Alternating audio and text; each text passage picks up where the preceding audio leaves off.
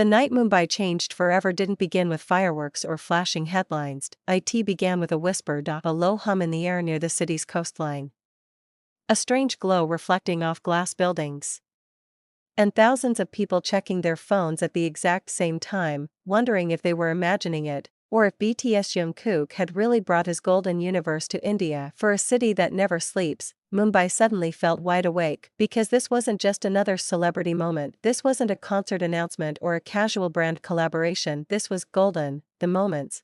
And for armies and pop culture lovers alike, it felt like stepping into history while it was being written. Before dawn broke, the streets around the venue were already alive. Fans traveled overnight from Delhi, Bangalore, Kolkata, even small towns that had never hosted a global K-pop event of this scale. Some carried homemade banners.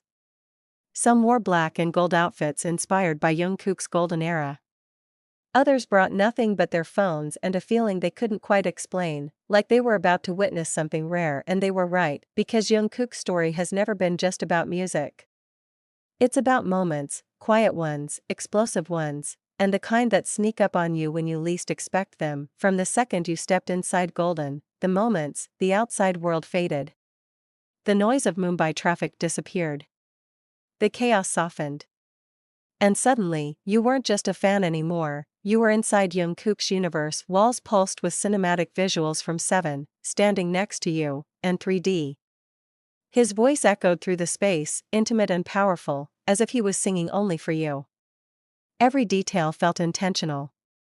The lighting mirrored the golden hour. The textures felt warm, almost alive. This wasn't an exhibition, it was a memory being built in real time. And here's what made it different: this wasn't about idol worship. It was about connection. In one corner, handwritten lyrics appeared like quiet confessions.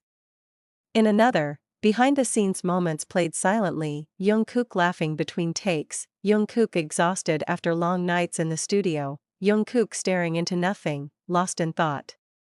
These were fragments of a global superstar rarely seen by the public. Vulnerable. Human.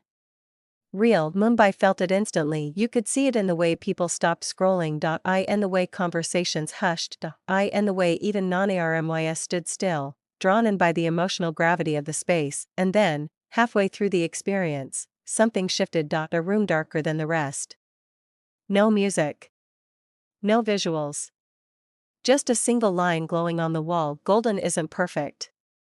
It's earned. That was the moment the exhibition stopped being about JungKook the pop icon, and became about JungKook the artist. The boy who trained for years. The teenager who left home. The man who carried expectations heavier than most people will ever know. Suddenly, his success didn't feel distant or unattainable. It felt honest. Hard-won.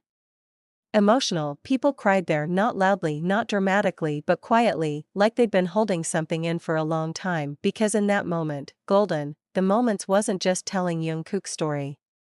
It was reflecting everyone else's too. Dreams chased. Sacrifices made. Nights spent wondering if it would ever be worth it. And that's when the true power of pop culture reveals itself, not when it entertains, but when it understands. Outside, Mumbai kept moving. Street vendors shouted. Trains rushed past.